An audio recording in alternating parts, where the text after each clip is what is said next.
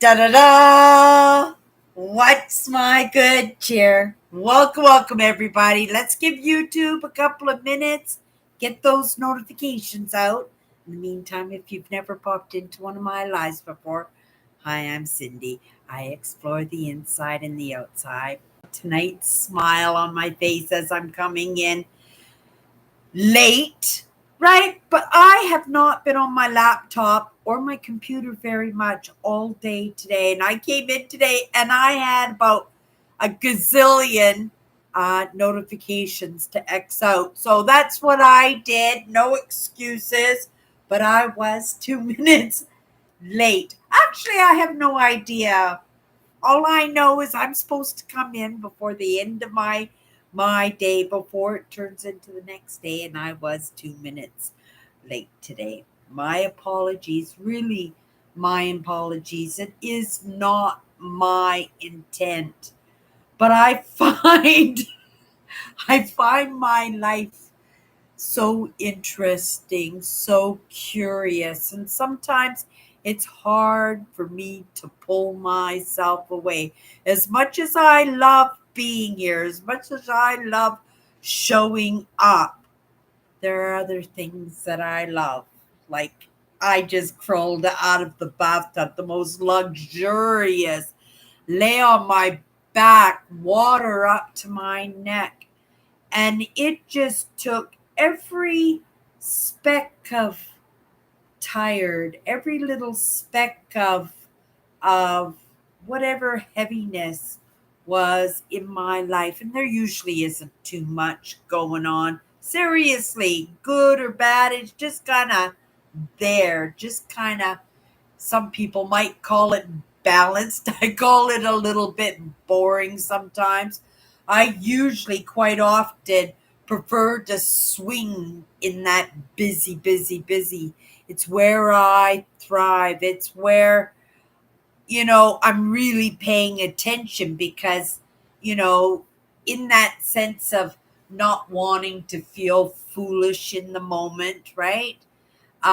Sometimes it's in those deadlines, that I had to be in here before midnight, and it's holding myself accountable. And you can tell when I came in, it was only a couple of minutes, and yet I felt so bad because it's important for me to stay consistent, and I am nowhere's near consistency in what I do. I admire so many people out there. They have the great lighting, they have the great scripts, they have the great content to talk about, great guests, right? Their clothes are all well tailored, their hair is all well done. I don't even wear makeup anymore, and whatever I'm wearing, it's going to be fine. It has to be fine because when I come in, I want it to be genuine, but at the same time, I'd like to be presentable. I'd like to be on time, right? But I think in the end, it's the fact that I showed up. It was my good intent. And it is the content, isn't it? It is the conversation. And for me, I'm just getting ready, to call it at the end of the night. And I think for a good majority, at least on this side of the hemisphere, that, lots of people are winding down and getting ready to call it a night. And how amazing it is that we can just kind of sit here together and unwind together. And then possibly in that unwind, have a little bit of something to think about as you're driving to work, or you're in that monotonous, boring moment of your own day, right?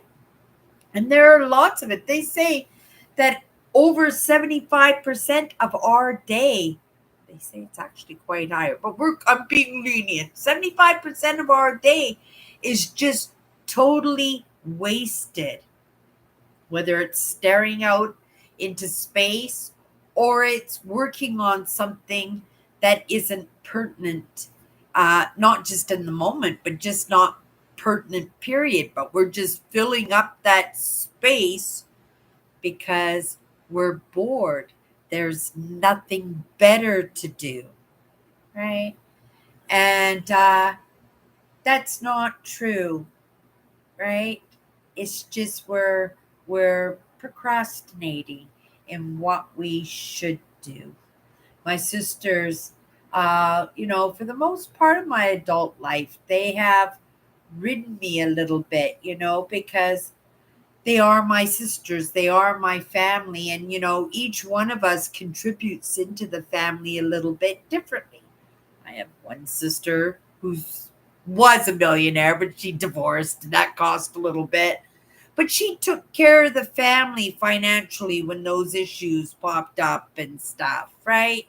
you know, my other sister, Carolyn, if you had something that you just wanted to talk and you just wanted to have a good ear, and surprisingly, so smart, all she does is sit in her kitchen chair. But if you ask her a question about anything, she'll have that answer for you. But you better be ready when she has that answer for you, because if you ask her to repeat that, she'll have no clue so many times.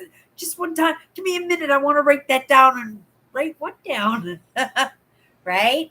And then there's my sister Alice, who doesn't take no for an answer. She is so brave, and she is, you know, an entrepreneur. And I see how she works sometimes, and she's so admirable. Like, I find it very admirable. She has traits that I would just give anything for. Well, I wouldn't give anything for, but I would highly love to have some of these traits, like her ability to have a question and then just search out the source, the actual source. She doesn't care if it's a famous singer or a movie star or a producer. She doesn't care. She will track you down and she will get that info. I've seen her, famous jewelry artists and stuff. Like, she'll just, right, track you down and she'll get all that information. And most people are very, very kind. They don't even consider it, an intrusion in their life. It's really strange. They actually quite often are honored that somebody is taking interest in their interests or their work or their art. And yet, then there's me. I wouldn't even think, right? I couldn't even trick or treat. I couldn't even go Christmas caroling, right? And it's not that I am in any way jealous, because it's not a trait, in all honesty, I would like to have, right? In my upbringing and in my experiences, I'm quite content not to have interactions with people who, in that moment, I have no idea, right? I have no idea.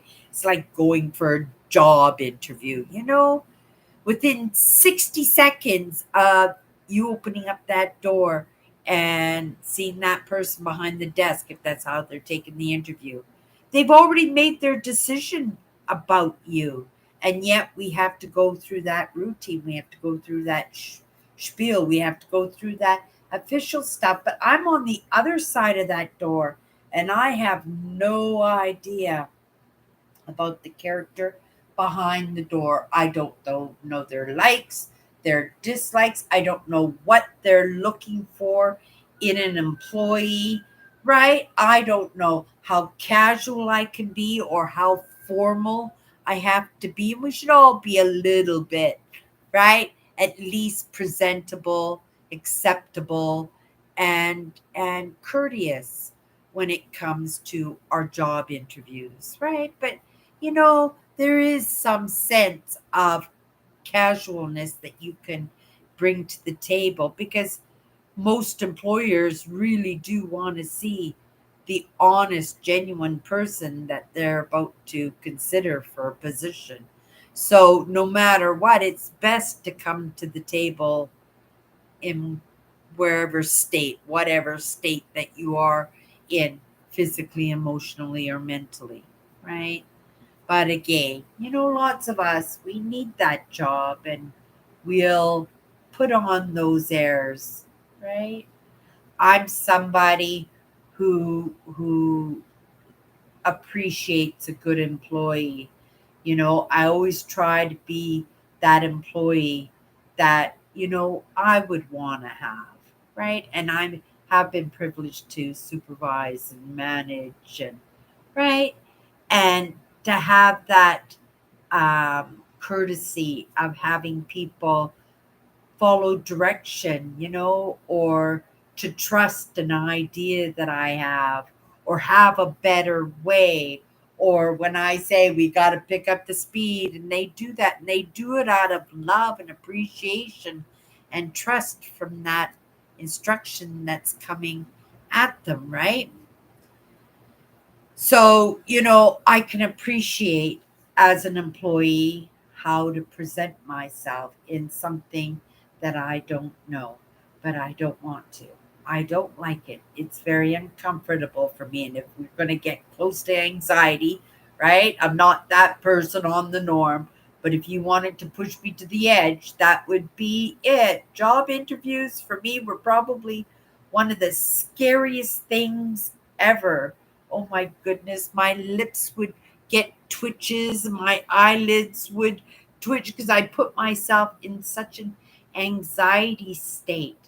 And yet, and this is the truth, most of my job interviews I nailed. I got the jobs, right? Despite the twitches and how nervous I was, how full of anxiety I was, that people could always catch a sense of me because I always tried to be as genuine as I could. And if it worked out, great. If it didn't work out, well, right, next I'll have to go through that again. And I knew I would have to go through it again if I didn't nail it in that interview. And so, right, I would nail it, even if I had to present myself a little bit more formal than I really was, right? Or maybe if it was a lesser job and what was needed in that formalness, that I could be a little bit more friendly, a little bit more casual, a little bit more open with myself. And I would have to read that moment in the moment because I would know within 60 seconds that employer would already have their decision made.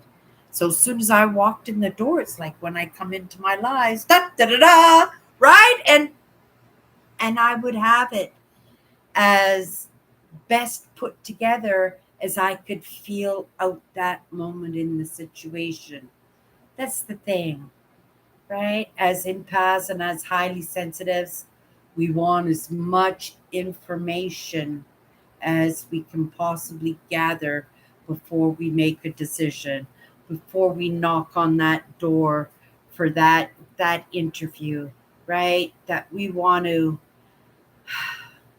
best present ourselves and not put ourselves in a situation because again, we have grown up, we were brought up in those situations that were unpredictable, and we like to read into things. We'd like to have a little bit of heads up. It's kind of a special trait that empaths and highly sensitives have. It's in our hypervigilance, and there's a reason we're hypervigilant, but that hypervigilant does serve us in many ways. And again, if it's just, falling in line and being a little bit more presentable and a little bit more conscious that it is a job interview, and bring that politeness in, and knowing if you don't nail this interview, you're going to have to go through that process again in the next couple of days because you need that job, you need that position. And right, we will do it in that necessity, but we won't do it in our day to day. Not like my sister Alice. She wants something, she's like a pit bull with a piece of raw meat, right? And she'll always, all my sisters are like that. right? Every single one of them except for except for me. I was the Martian that was dropped into that family. But I had my family, and in those weaknesses that I had, those traits that I couldn't bring myself to bring to the table, I had my sisters and I could fall back to them. I have no idea, right? When I had a bill collector, I just phone my sister Tracy. Just, Tracy, can you phone them and let them know that I'll pay my bill on so and so day, right? That my sisters filled those gaps for me where I was weak. And back to when 15 minutes ago when I got into this, we all bring something different to the table, right? And what I bring to the table is in that little drummer girl kind of makeup, right?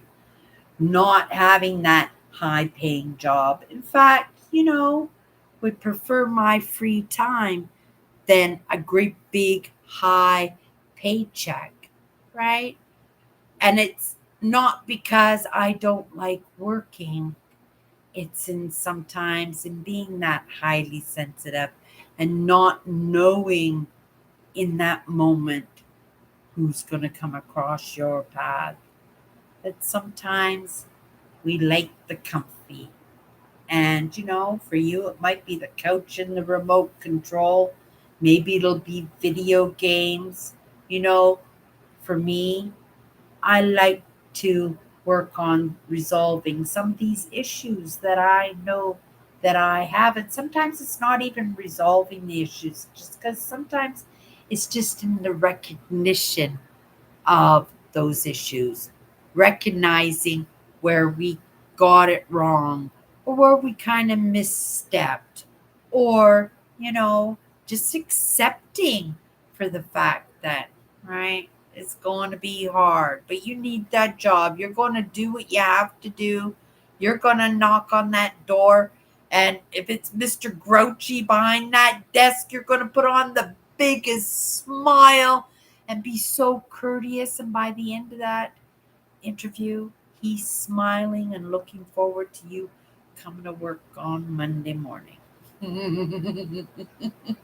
That's the way I need those pep talks. I tell you.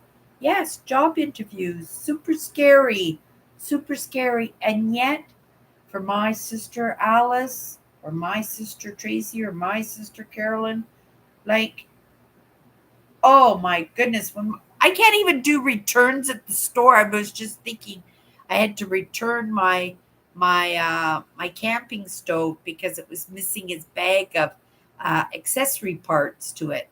It's going to do me any good. My sister paid a lot of money for that for a present for me. So I asked my other sister if she would take it back for me because I can't return things. It's hard for me. And for her, that's nothing. She just goes in there. I go, oh my goodness, what if they say no? She looks at me and she just laughs. They don't want to say no to me. They don't want to say no to me. And I'm just like, oh my goodness, I wish I could have that attitude in that.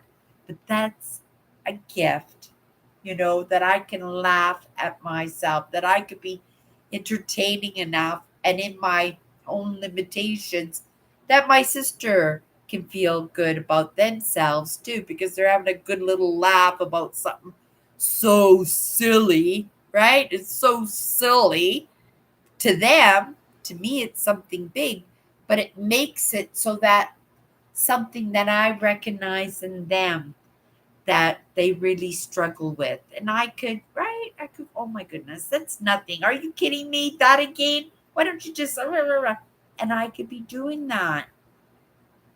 But who would that serve? Right? That would only agitate and frustrate. And lots of times, you know, we do fill the gaps up in the weaknesses of the people that we care for because we don't want them to struggle. But we have to remember, right? My sisters are not going in that door for that job interview for me. That's something I have to do. And unless I'm willing and able to resolve some of these issues, right? Not much chance, right? It's not like anybody's gonna hold my hand. Here, I'd like to introduce you to my to my daughter Cindy. She's applying for a job, right? And and be judged in that, and maybe that's a little bit of the uncomfortableness too, but I don't think so. It's just the fact that I don't have any clue. I don't have any heads up. I've got nothing to read in that. And it's not like I don't try to read. That person phones me and says, "Can you come in on Monday at 4 o'clock?"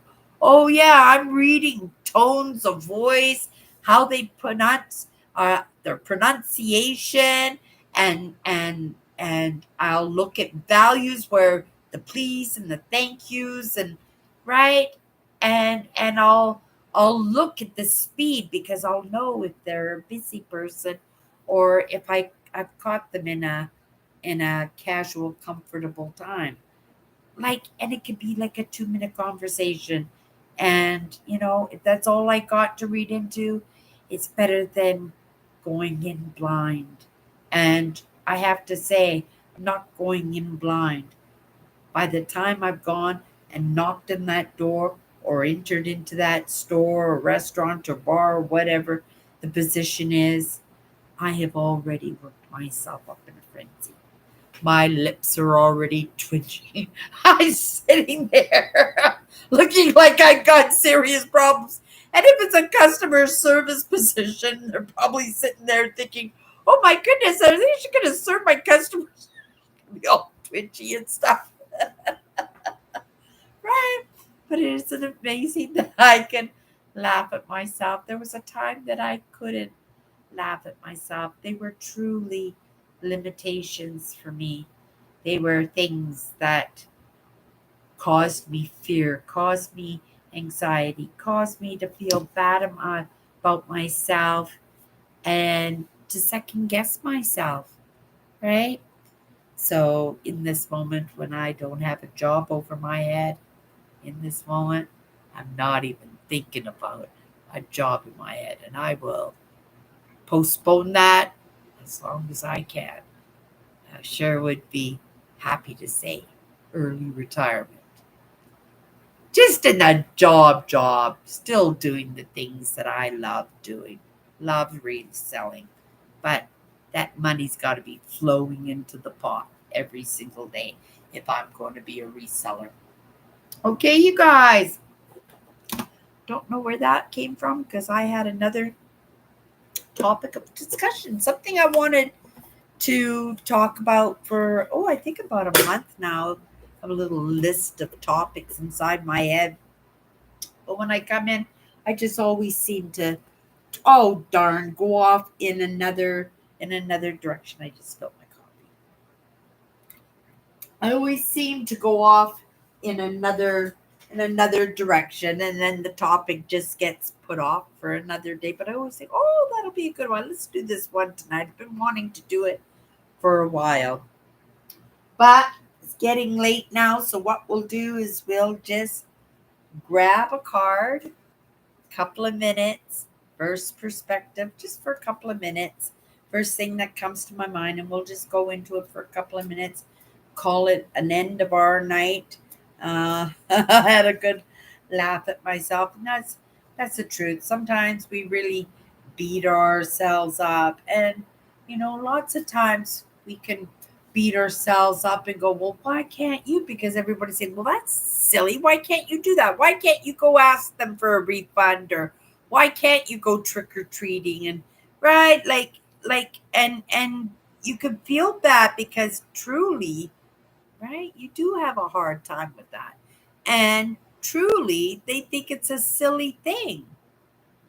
But I would hope, and I would be very optimistic to think, that if I gave that leeway, to one of my sisters and filled those gaps up for where they fall short, and they do fall short. Everybody falls short in a way, right? And in sometimes in ways that we have no idea how to fix or resolve.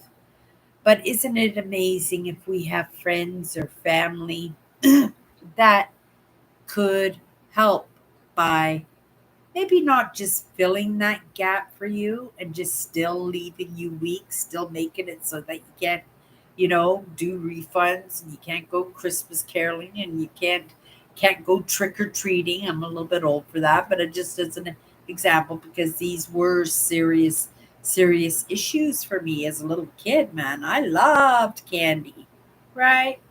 But without having that team behind me, right? Without my little gang of sisters there, I was mush. I was a marshmallow 100%. Right? We all have different upbringings. We all have handicaps. We are all somehow kind of broken in a way, whether it's physical, mental, or emotional. Some are more visible than others, right? And I'm okay with my issues being known and being seen. Because somebody's going to come across my path and have that perfect answer. And how would they know I need that answer unless I told them, right? And if they did, that would kind of freak me out because that's happened. It's happened before, and I'm like, oh my goodness, like where did they get that information? Right? Okay, you guys, I'm tired now. Ooh, this card's sticking out. We're gonna go with this card. Vision. You guys, we got the word vision. This came across my path this week because it was in the discussion about spending time with yourself just in quiet. And I spend a lot of time in contemplation. But when I'm in contemplation, I'm usually busy. I'm washing floors, doing dishes, doing laundry, playing with my cat, going for a walk, staring out at the beautiful picture window, or I'm outside looking at the sky, that quite often for myself, I do spend quite a bit of time with myself. But what I was thinking, because lots of people they meditate. I don't meditate. As close to meditating I get is like I said, I like to wash dishes and just be with myself while I'm washing dishes, and all kinds of amazing conversations and topics come to mind when I'm washing dishes. But also, right, it's that meditative state, that I go into when I go for my walks. And I just, when I go for my walks, I'm not on my phone. I'm not even in the problems in my life. I'm with the birds. I'm with the blue sky. I'm with the vegetable gardens and the home renovations, and I'm looking at the communities that I'm walking through, right? So in my visioning, I don't really do that unless I'm in a project, and then I apply the creativity. I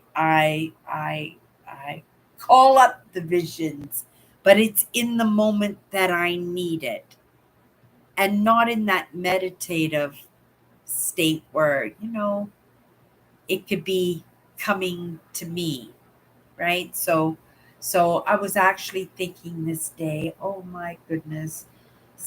And I said this afternoon we were going to do it this afternoon, and I didn't. I didn't. I thought today maybe I would just sit on the end of my bed, right? Close my eyes and just sit at the end of my bed and vision, right? And see what comes across, because I am a very creative person. a visionary person? I don't know. I love history. I have ideas about evolution and where we're moving as a human species, right? But a vision for a better world is as close as the experience that I had and what I would like the new world to not look like. And through my own experiences, have an idea of what the that aspect, just a small aspect, because there are so many people out there with great ideas, people who do sit on the edges of their beds and meditate easily, right? And have all kinds of visions and ideas and right? And they can apply them to whatever they're doing, right?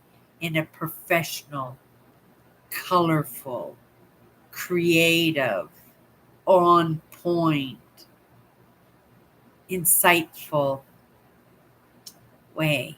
And then there's Cindy, right? There's Cindy, who can drum it up in the moment that it's needed.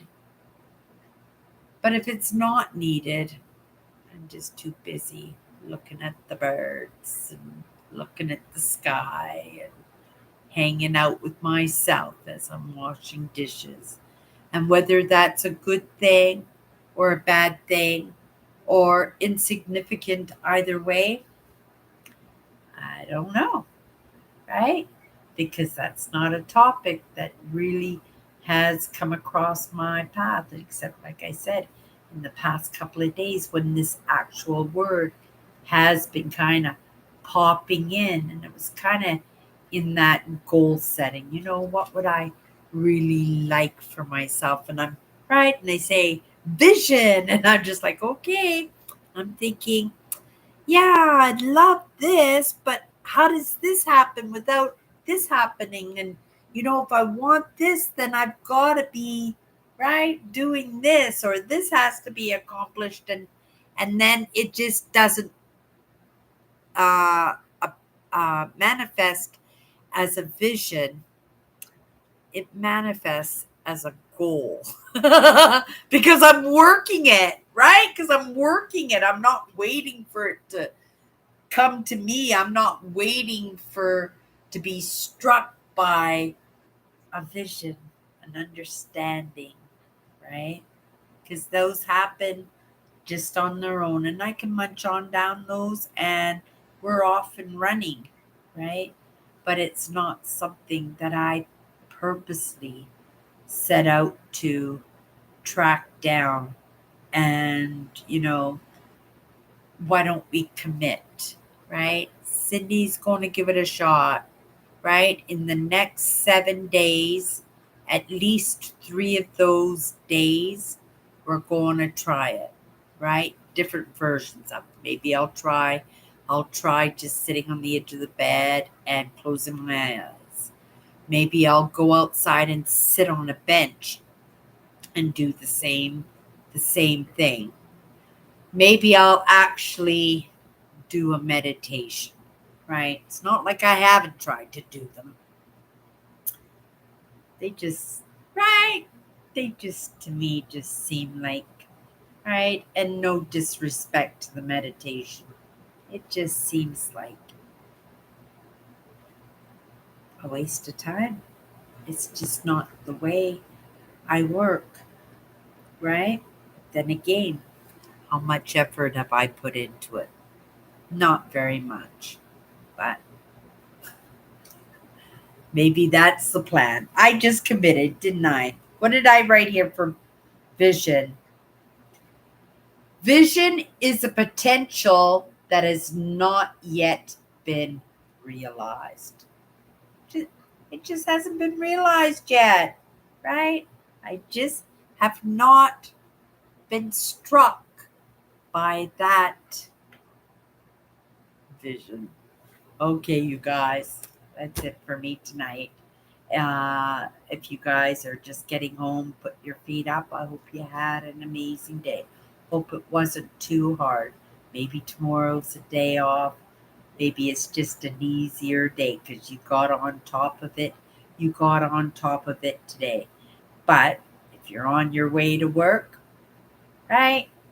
Let's let's put in there that it's going to be fun. It's going to be full of smiles. It's going to be full of nice, easy, sometimes no news is good news, that kind of idea. A day, I used to call it a day off at work day, right?